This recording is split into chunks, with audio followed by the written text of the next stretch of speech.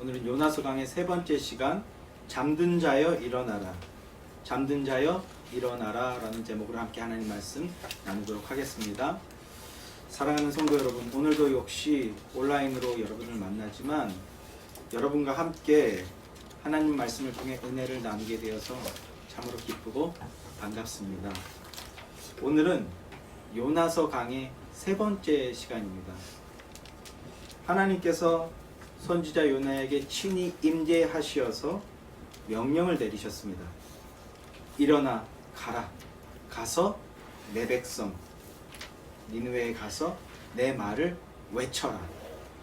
가서 내 말을 외쳐라. 그런데 하나님의 이런 무겁고 엄중한 대언의 명령을 받던 선지자 요나는 어떻게 반응했습니까?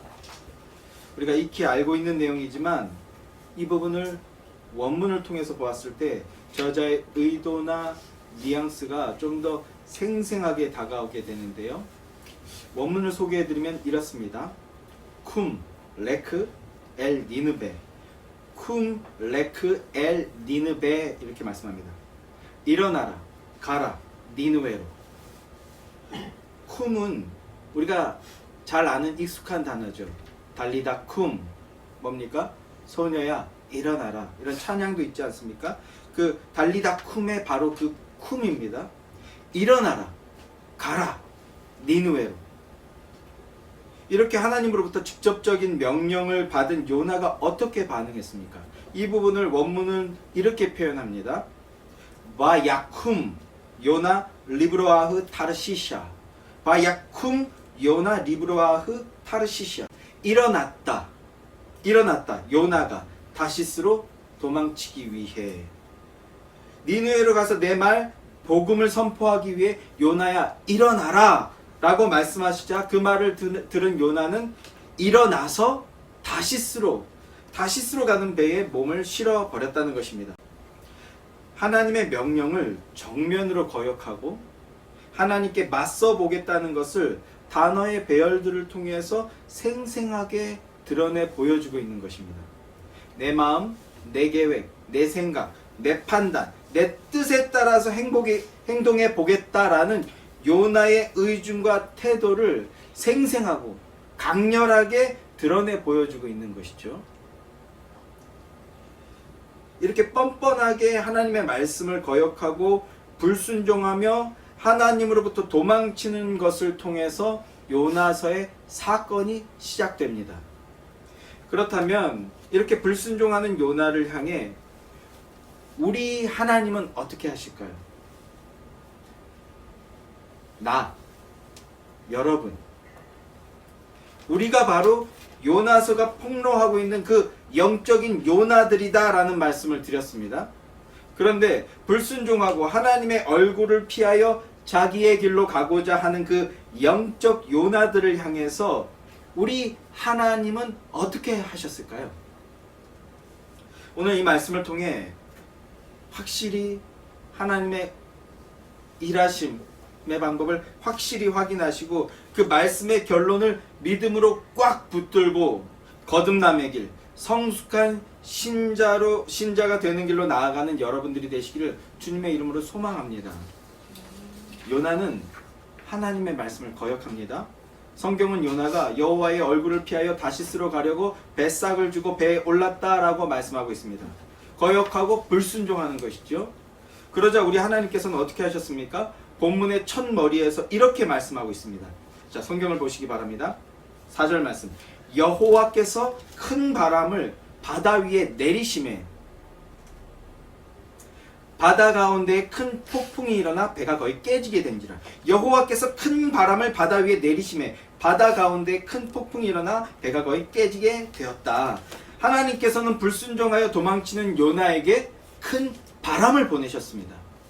이 큰 바람은 이내 폭풍이 되어서 요나가 타고 있던 배를 덮쳐버리게 된 것입니다. 그런데 여기서 우리는 요나서 저자가 폭풍 가운데 놓인 그 배 안에 있던 선원들과 요나의 반응을 극명하게 대조시켜 보여주고 있다는 것을 주목해야 합니다. 요나서는 문학적으로 수사학적으로 그리고 문법적으로 굉장히 고난도의 기법들을 사용하고 있어요. 고난도의 기법을 사용하여 작성된 굉장히 높은 수준의 문서 사역지입니다. 폭풍이 들이닥친 이 긴박한 상황과 동시에 그런 상황에서 다른 반응을 보이는 선원들과 요나의 극명한 대조를 통해 하나님의 특별한 간섭하심과 일하심을 세밀하고 그리고 드라마틱하게 묘사해 주고 있는 겁니다. 선원들과 요나들의 반응이 어떻게 대조되고 있나 묘사를 살펴보게 될 것인데요. 그에 앞서 먼저 요나서의 구조의 특징을 먼저 간략하게 살펴볼 필요가 있습니다. 요나서는 전반부와 후반부 이렇게 크게 두 부분으로 나뉘어서 볼 수가 있습니다. 먼저 전반부는요. 1장 1절 말씀, 여호와의 말씀이 아미떼의 아들 요나에게 임하니라, 이렇게 하나님의 예언 신탁의 말씀으로 전반부가 시작하고 있죠. 그러면 후반부는요, 어떻게 기점을 나눌 수 있는가? 3장 1절 말씀을 보면 여호와의 말씀이 두 번째로 요나에게 임하니라 이르시되, 이렇게 말씀하고 있습니다. 두 번째로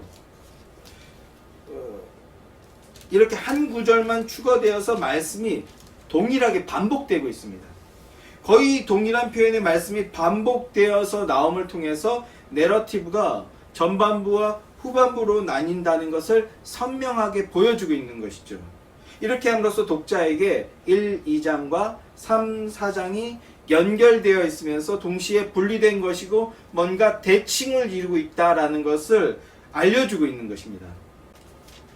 독자들로 하여금 내러티브 안에서 전반부와 후반부가 연속선상에 놓여 있으면서 동시에 대조를 이루고 있고 대칭을 이루고 있다는 것을 주지하게끔 해준다고요.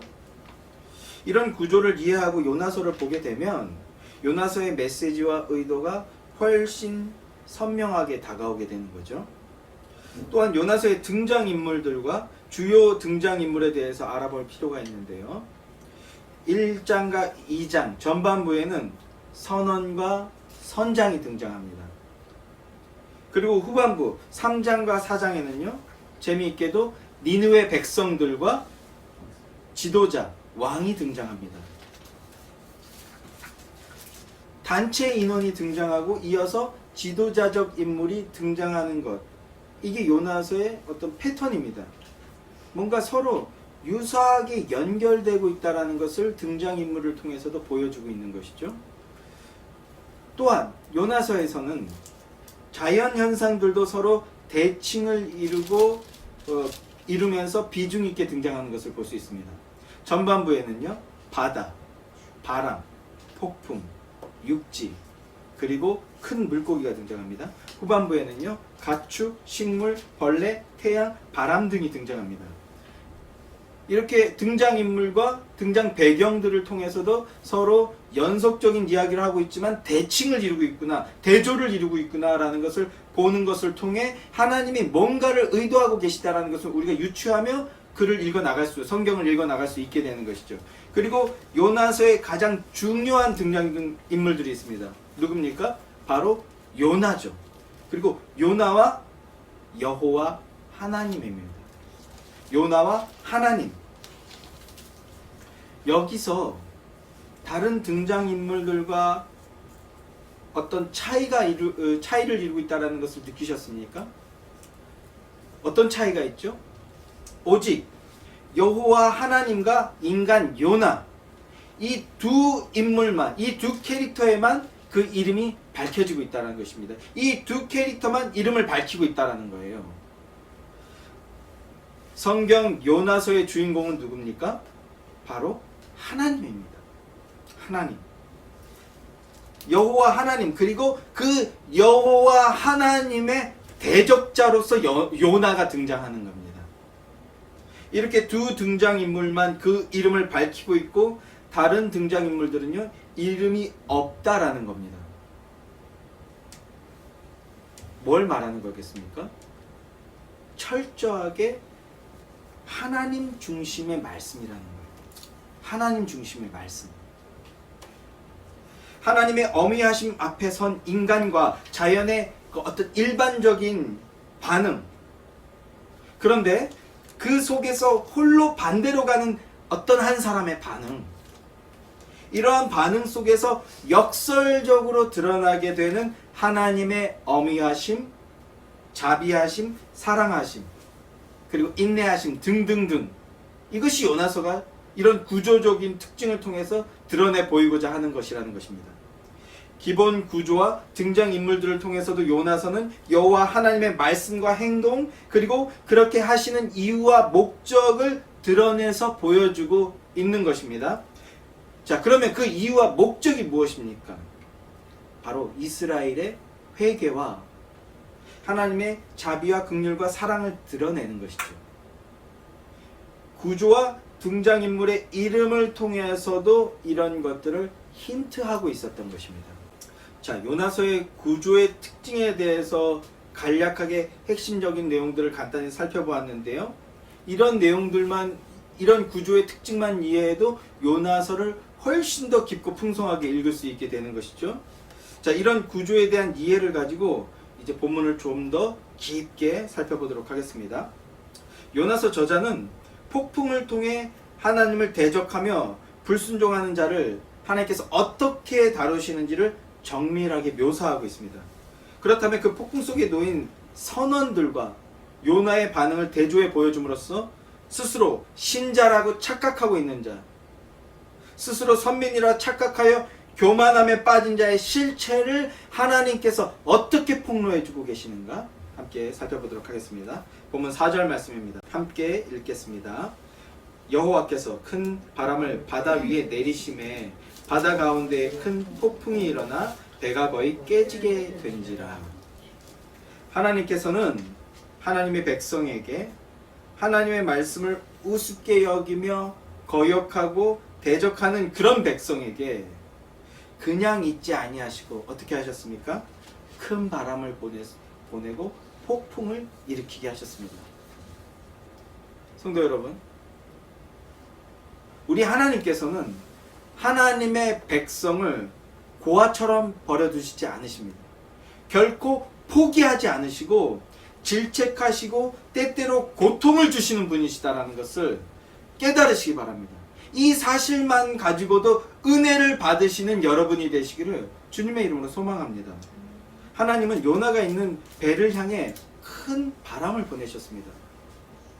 이 큰 바람은 폭풍이 되어 배를 집어 삼키려 하고 있습니다.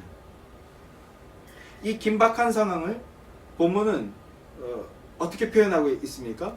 4절 말씀을 보시면요, 배가 거의 깨지게 된지라 라고 말씀하고 있습니다.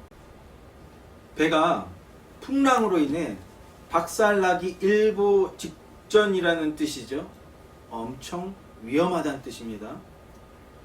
그런데 사실 이 번역은 의역입니다. 누군가가 의역한 것으로서 원문의 의미는 충분히 전달되어지고 있긴 합니다만, 그러나 원문이 가지고 있는 어떤 그 뉘앙스, 그 원문이 표현하려고 했던 그 느낌, 이런 것들을 이게 얼마나 긴박한 상황인지 묘사하고, 그리고 동시에 영적으로도 해석할 수 있는 그런 여지를 차단해버리고 말았습니다. 원문을 직역하면 이렇습니다. 한번 들어보십시오. 그러나 여호와는 던졌다, 그 큰 바다에 큰 바람을, 그리고 생겼다, 그 바다에 폭풍이. 여기가 중요합니다. 그리고 배는 생각했다, 자신이 깨지게 될 것이라고. 그리고 배는 생각했다, 자신이 깨질 것이라고. 원문은 사실 배를 의인화해서 표현하고 있습니다. 의인화해서 표현하고 묘사하고 있어요. 의인화 기법을 사용함으로써 그 긴박성과 공포를 더 극대화해서 표현했습니다. 그리고 배를 의인화함으로써 어떤 효과를 노리려고 했던 것일까요? 폭풍으로 인해서 자신이 깨지게 될 것이다 라고 생각하는 배와 그와 반대로 세상 천지 아무것도 모르고 있는 그 요나를 대조해서 보여주려고 했던 것이죠. 사실 이 폭풍과 풍랑으로 깨어져야 되는 건 누구였습니까? 요나였습니다. 이 폭풍과 풍랑은 요나 때문에 생긴 것이고 이 폭풍으로 인해 깨어져야 할 존재는 요나였습니다. 그런데 요나는 깨닫지 못하고 있는 것이죠. 이런 것을 의인화 기법을 통해서 드러내 보이려고 했던 것입니다. 다음 구절에서는요, 또 다른 좀 더 심화된 대조를 확인할 수 있는데요. 본문 5절 말씀입니다. 함께 읽죠. 시작. 사공들이 두려워하여 각각 자기의 신을 부르고 또 배를 가볍게 하려고 그 가운데 물건들을 바다에 던지니라. 그러나 요나는 배 밑층에 내려가서 누워 깊이 잠이 든지라. 사공들, 저는 이제 선원들이라고 이렇게 계속해서 표현하게 될 텐데요. 선원들은 이방인들을 대표하는 자들입니다. 이방인들을 상징하는 자들. 그에 반해 요나는요, 그 배 안에서 유일한 하나님의 백성입니다. 유일한 하나님의 사람입니다. 그럼에도 이 두 사람, 선원들과 요나의 반응은 전혀 상반된 모습을 보여주고 있죠. 어떻게 보여주고 있습니까? 자, 함께 계속해서 보시기 바랍니다. 배가 깨어질 정도의 풍랑이 일고 있습니다. 이때 선원들은 어떻게 반응하고 있습니까? 자세히 보시면요. 첫째, 두려움에 떨고 있습니다. 두려움에 떨고 있어요. 여러분, 두려움을 느끼는 것은요, 신체와 정신이 건강하다는 반증이죠. 반대로 두려움을 느끼지 못한다면요, 그건 과도한 어떤 자극의 무방비로 노출이 되어서 노출이 되어 있는 것이거나 혹은 정신에 질환이 있는 것이라고 의심해 볼 필요가 있다는 것입니다. 이 정도는 상식이지 않습니까? 이제 선원들은 지극히 정상적이고 상식적으로 반응하고 있는 겁니다. 그에 반해 요나는 어떻습니까? 예, 모두 갑판 위에서 풍랑을 두려워 떨며 풍랑에 대처해 보려고 아둥바둥하고 있을 때에 요나는요, 홀로 배 밑층으로 내려가 있다라고 말합니다. 무슨 일이 벌어지고 있는지 전혀 알지 못하고 있는 겁니다. 둘째, 풍랑 앞에 선원들은요, 저마다 자신의 신을 향해 부르짖고 있습니다. 왜 부르짖고 있습니까? 이 심상치 않은 풍랑은 신이 진노한 것이다. 그렇게 여기고 있기 때문입니다. 여러분 어떻게 느껴지십니까? 예, 무속신앙에 빠진 사람이 맹목적인 두려움을 갖는 것으로 보이나요? 저자가 어떤 의도를 가지고 이런 표현을 쓰고 있는 것이라고 우리는 유추해 볼 수 있는 것입니다. 선원들이 이 풍랑 앞에 신이 진노했다라고 여겼기 때문에 부르짖고 있는데, 이것이야말로 참된 신자가 보여야 할 올바른 태도라는 걸 말하고 있는 겁니다. 우리 삶 가운데, 우리 인생 가운데 고난과 고통과 환난과 핍박이, 어려움이 언제든지 닥쳐올 수 있습니다. 그럴 때 성도는 제일 먼저 어떤 반응을 보여야 하는 것일까요? 하나님께서, 나를 향해 하나님께서 진노하고 계신 것은 아닐까? 먼저 스스로 하나님 앞에 엎드리고 하나님 앞에 자신을 돌아보며 기도하는 것부터 시작해야 한다는 것입니다. 이방인을 상징하는 선원들은요, 풍랑이 일고 풍랑이 일자, 어떤 고통과 환난이 닥치자 먼저 자신들의 신의 이름을 부르며, 뭔지는 모르겠어 자세히, 그러나 우리가 잘못한 걸 거야 이렇게 여기며 하나님, 신을 부르짖으며 자꾸 용서를 구하고 있다는 것입니다. 그런데 그에 반해 요나는 어떻게 하고 있습니까? 사실 5절에도 오역이 하나 있는데요. 자, 5절에서 사공들이 두려워하여 각각 자기의 신을 부르고 또 배를 가볍게 하려고 그 가운데 물건들을 바다에 던지니라, 이렇게 말씀합니다. 이 구절에서 배를 가볍게 하려고, 이건 오역입니다. 이 단어, 배라는 단어 자체가 원문에 없어요. 없는 단어입니다. 이게 번역하시는 분들이 좀 무책임하게 번역하는 거예요. 뭐냐 하면, 혹시나 논란이 발생할까봐, 사실은 그 번역하시는 분들, 저 같은 사람보다 훨씬 깊고 제대로 알고 있지만, 혹시라도 이렇게 번역했다가 괜히 쓸데없는 논란에 휘말리게 될까봐 그걸 회피하려고 그래서 이렇게 번역하는 거죠. 이건 제가 그냥 추측하는 게 아니라 구약 교수가 그렇게 자기가 이실직고 했습니다. 자기가 그렇게 번역할 수 있는데 혹시나 누군가에게 논란이 일까봐 자기는 설교할 때는 이렇게 말 안 할 거지만 번역할 때는 이렇게 할 수밖에 없었다. 이렇게 얘기하더라고요. 원문은 바다를 가볍게 하려고 그 가운데 물건들을 던졌다. 이렇게 말씀하고 있습니다. 이렇게 번역하는 것이 뭔가 어색하게 느껴질 수 있지만 이렇게 번역하는 것이 옳습니다. 배를 가볍게 하려고가 아니라 바다를 가볍게 하려고 그 가운데 물건들을 던졌다. 무슨 뜻입니까? 파도가 높아지는 거죠. 그러니까 바다가 분노했다고 느끼는 겁니다. 그 바다를 진정시키기 위해서 자신들의 신의 이름을 부르며 뭐 하는 겁니까?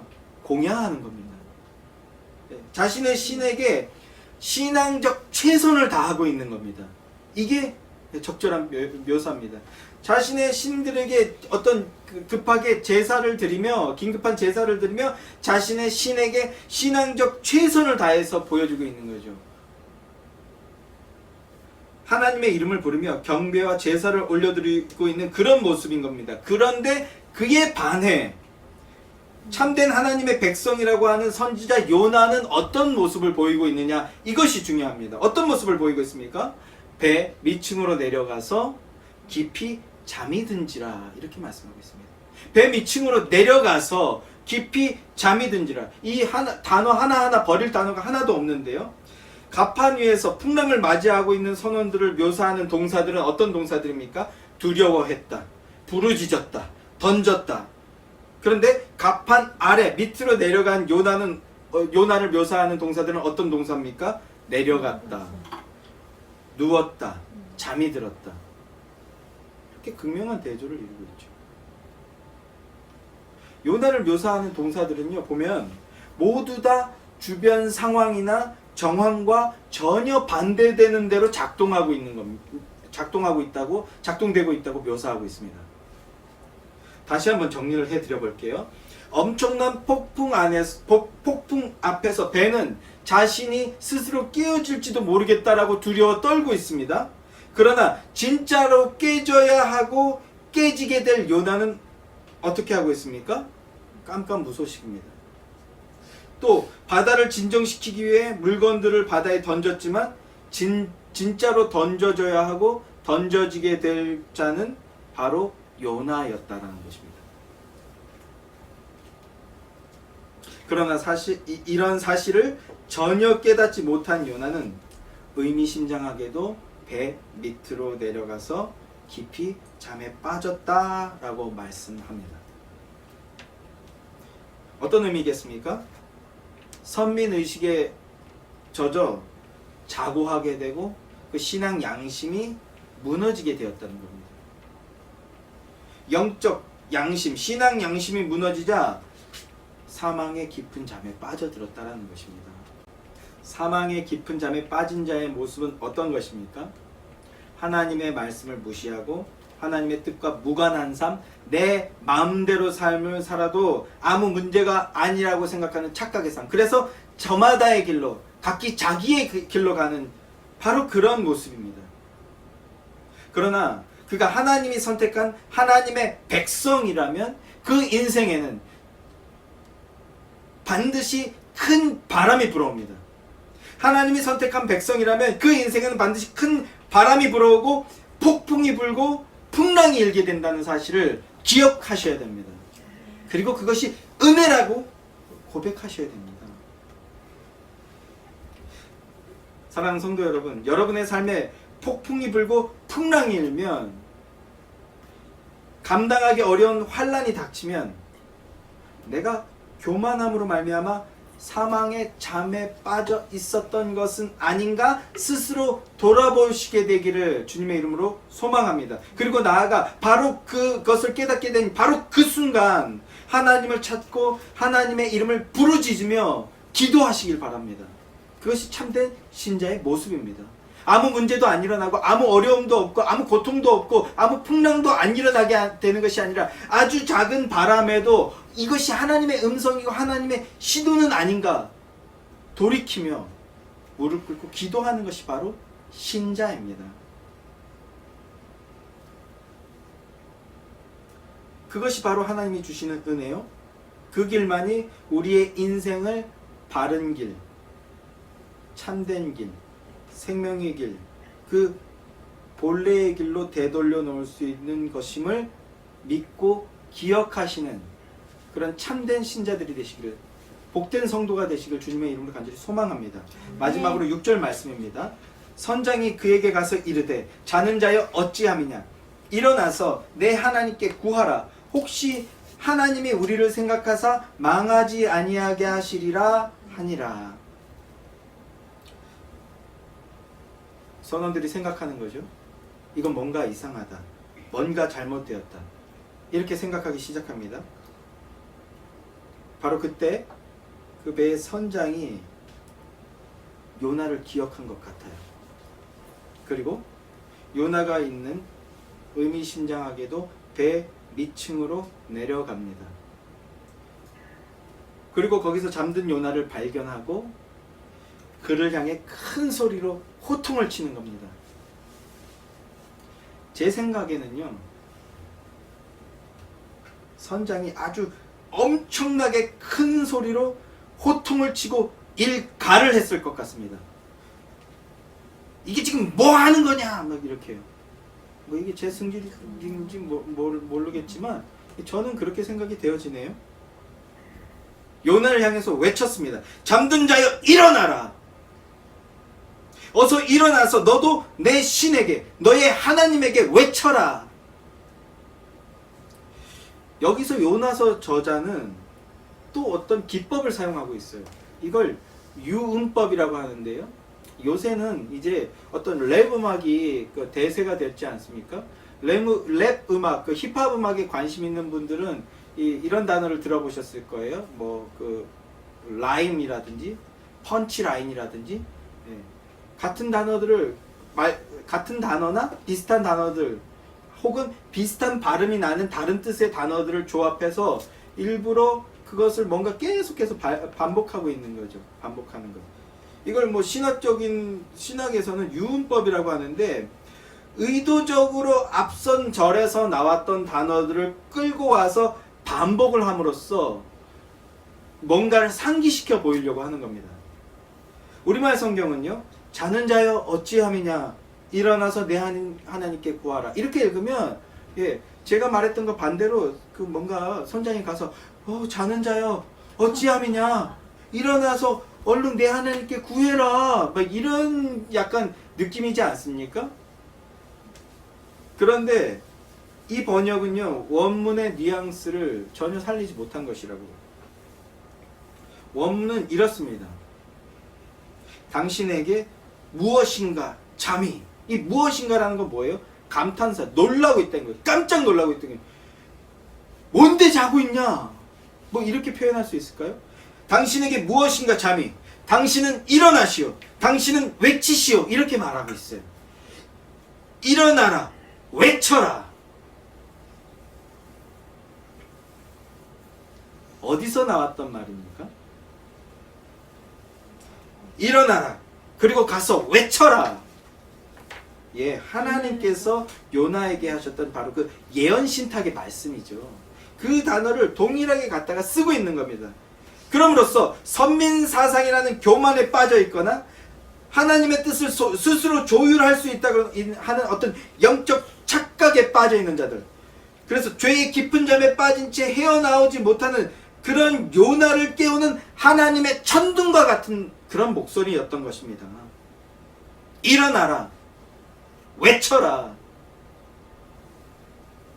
성도 여러분, 선원들과 요나의 상태를 대조하는 것을 통해 우리는 하나님의 그 뜻이 무엇인지 선명하게 볼 수 있어야 합니다. 그리고 나 자신의 영적 상태를 분별할 수 있어야 됩니다.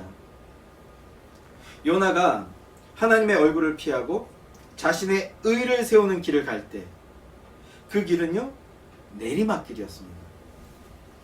요나서 저자는 일부러 의도를 가지고 의미심장하게 이런 단어들을 썼어요. 1장 3절 말씀을 보면요, 여호와의 얼굴을 피하려고 일어나 욥바로 내려갔더라 이렇게 얘기합니다. 욥바로 내려갔더라. 또 1장 5절에서는 또 어떤 단어를 쓰겠습니까? 요나는 배 밑층에 내려가서, 이 야라드라는 단어거든요. 배 밑으로 내려갔다. 욥바로 내려가고 배 밑으로 내려갔다. 하나님의 얼굴을 돌리고 여호와의 얼굴을 피하는 인생은요 어떤 인생이라는 겁니까? 내려가는 인생이라는 겁니다. 자, 요나가 욥바로 내려갔을 때 가자마자 다시스로 가는 배를 만나게 되었습니다. 요나는 모든 일이 너무 순조롭고 잘 풀리는구나, 역시 나는 럭키가이야 라며 자신에게 행운이 함께한다고 생각했겠지만, 그러나 그 길은 어떤 길이라고요? 내리막길이라고요. 우리가 하나님의 얼굴을 피하려 할 때 그 길은 내리막길이라는 것입니다. 하나님의 명령을 어기고 하나님의 뜻을 꺾으려 할 때, 그러니까 객기를 부릴 때 그 길엔 반드시 폭풍이 불고 풍랑이 일게 된다는 것입니다. 급기야 어떻게 됩니까? 요나를 통해서 드러나는 모습, 바다 밑으로, 파도 밑으로 떠밀려서 내려가게 된다는 것입니다. 우리는 이 사실을 신앙 안에서 선명하게 기억해야 합니다. 참된 신자는 폭풍을 만났을 때, 풍랑을 만났을 때 잠에서 깨어나야 합니다. 내가 하나님의 얼굴을 피하려 하지는 않았는지, 하나님의 말씀을 거역하려고 하지는 않았는지 먼저 스스로 돌이켜 보아야만 합니다.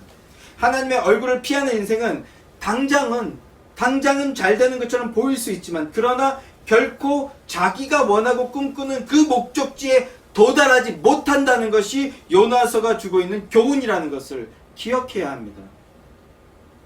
또한 언제든 여호와께로 그 마음을 돌이키는 복된 신자가 되어야 한다는 것이 바로 요나서가 우리에게 말씀하고 있는 교훈이라는 것입니다. 사랑하는 성도 여러분,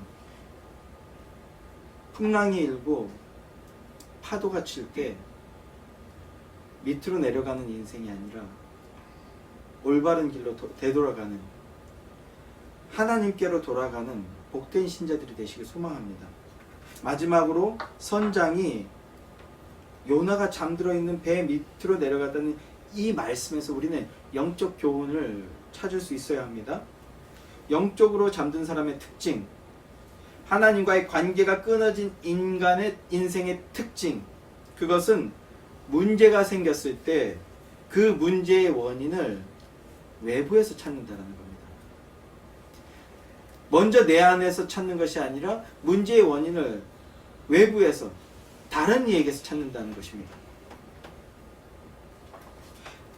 하나님 없는 세상의 모습은요, 문제가 발생했을 때 저 사람이 문제고, 저 시스템이 문제고, 조직이 문제고, 사회가 문제고, 이렇게 항상 남 탓만 한다는 것입니다. 물론 이성적이고 합리적인 판단을 통해 시스템과 조직과 사회의 문제를 예리하게 파악하고 분별하실 수 있어야 합니다. 그러나 오늘 말씀의 핵심은 나 자신에게서 문제를 찾으려 하지 않는다라는, 바로 그 부분입니다.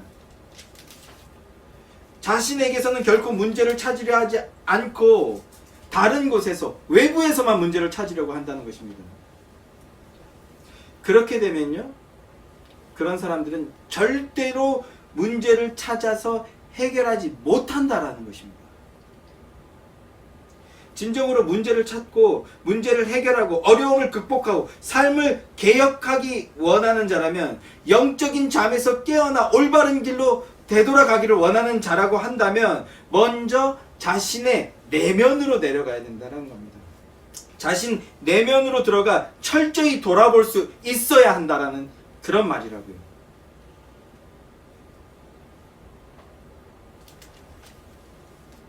선장이 배 가장 밑층으로 내려가서 요나를 만난 것처럼 그렇게 사망의 잠을 자는 자는 자신의 내면 깊이 들어가서 자신의 실체를 발견해야 되는 겁니다. 이 교리로서 뭐라고 얘기합니까? 죄의 자각, 각성 이렇게 정의하지 않습니까? 자신의 내면으로 들어가 그 내면 깊은 곳에서 뭔가를 발견해야 됩니다. 뭐를 발견해야 될까요? 바로 나를 만나기를 원하고 계시는 우리 주님, 나를 만나기 원해서 인내하며 기다리고 계시는 우리 주님을 만나야 되는 겁니다. 내면은 깊이 들어가서 나를 만나려고 기다리고 계시는 그 주님의 음성을 듣고 진리와 진실을 마주칠 때 영적으로 깨어날 수 있게 되는 것입니다.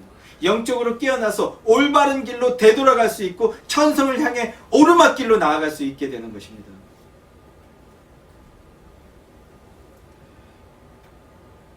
사랑하는 성도 여러분, 먼저 내면으로 들어가시기 원합니다. 그 내면에서 기다리고 우리를 기다리고 만나기 원해 기다리고 계시는 주님을 만나시기 원합니다. 성령의 임재 속에서 내면으로 들어가면 한없는 사랑과 자비로 나를 만나기 위해 오래도록 인내하고 계신 우리 주님을 만나게 될 것입니다. 그 주님을 만나 진리를 붙들 때 그 인생은요 전혀 새로운 인생이 되고 능력의 인생이 되고 이웃과 영혼을 살리는 인생이 되고 세상을 향해 탁월한 빛을 발하게 되는 인생이 될 줄로 믿습니다. 그런 귀하고 복된 인생, 하나님과의 교제가 회복되어서 영적인 잠에서 깨어나고 하나님의 교제가 회복되어서 참된 생명의 삶을 살게 되는 신실하고 복된 자들이 되시기를 우리 주님의 이름으로 간절히 소망합니다. 기도하겠습니다.